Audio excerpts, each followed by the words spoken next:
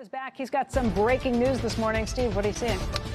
Dallas Federal Reserve President Robert Kaplan out with an essay this morning where he says the Fed made rates inappropriately too tight last year. He's behind the last two rate cuts the Fed did, but wants to take a little time now to wait. He says he's concerned that he says it's appropriate before the July and September meetings to have lowered rates. Concerned recent weakness could spread. He's a little bit concerned about the consumer here. Says if we wait till the data or the weakness shows up in the consumer, it's too late. But he wants to reserve judgment on the need for future rate cuts.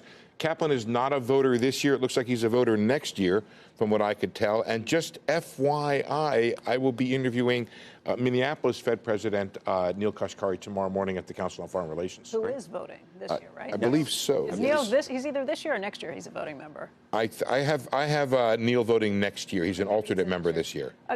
Same with Kaplan. I mean, seeing Fed bank presidents putting out statements like this, I mean, it's a little interesting, the jockeying before they have their next meeting. Everybody trying to get out there where they're coming before they get into the room. I actually thought Powell was a little more circumspect about the need for rate cuts than the market seemed to think it was. And I always have concern about leaning too much against where the market's priced. Is this messaging meant for the markets? To say, you know, it's not as much of a done deal. Yeah. And by the way, they debated yesterday, according to and while I'm looking up the probabilities for, it's not as much a done deal. They debated yesterday whether or not to send a message to the markets not to price in so much in the way of rate cuts in the future.